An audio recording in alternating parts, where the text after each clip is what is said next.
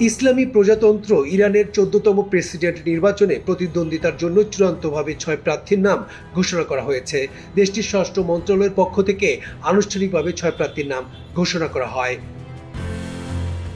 এবারের নির্বাচনে প্রার্থী হতে ইচ্ছুক 80 জন রাজনীতিবিদ ইরানের গার্ডিয়ান কাউন্সিল বা অভিভাবক পরিষদে নাম নিবন্ধন করেছিলেন। যাচাই বাছাই শেষে 6 জনের প্রার্থিতা চূড়ান্ত করে স্বরাষ্ট্র মন্ত্রণালয়ে পাঠানো হয়। এরপরই স্বরাষ্ট্র মন্ত্রণালয় আনুষ্ঠানিকভাবে যেসব প্রার্থীর নাম ঘোষণা করেন তারা হলেন মাসুদ পেজেশকিয়ান, সংসদ সদস্য ও মোহাম্মদ খাতামির শাসনামলের স্বাস্থ্য ও চিকিৎসা মন্ত্রী ছিলেন। মুস্তফা পুর মোহাম্মদী হাসান রুহানির সরকারের বিচারমন্ত্রী ছিলেন। ডক্টর সাইদ জালিলি ইরানের সাবেক প্রধান পরমাণু আলোচক ও ইরানের নীতি নির্ধারণী পরিষদের সদস্য। আলী রেজা জাকানি তেহরানের মেয়র ও সাবেক প্রেসিডেন্ট প্রার্থী। সাইদ আমির হোসেন কাজী জাদে হাশেমি একাধিকবার নির্বাচিত সংসদ সদস্য।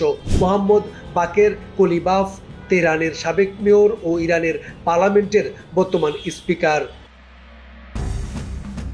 গত 19 মে হেলিকপ্টার দুর্ঘটনায় প্রেসিডেন্ট সাইদ ইব্রাহিম এবং পররাষ্ট্রমন্ত্রী হোসেন আমির আবদুল্লাহিয়ান সহ কয়েকজন গুরুত্বপূর্ণ কর্মকর্তা শহীদ হওয়ার পর এই নির্বাচনের প্রক্রিয়া শুরু হয়।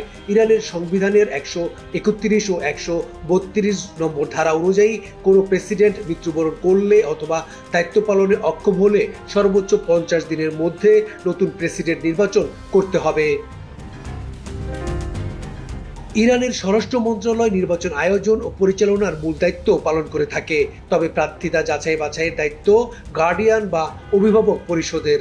12 জুন থেকে নির্বাচনী প্রচারণা শুরু হবে এবং 27 জুন পর্যন্ত তা চলবে। আগামী 28 জুন শুক্রবার ইরানে প্রেসিডেন্ট নির্বাচন অনুষ্ঠিত হবে। তালুকদার বিপ্লব, ঠিকানা নিউজ, ডেস্ক রিপোর্ট।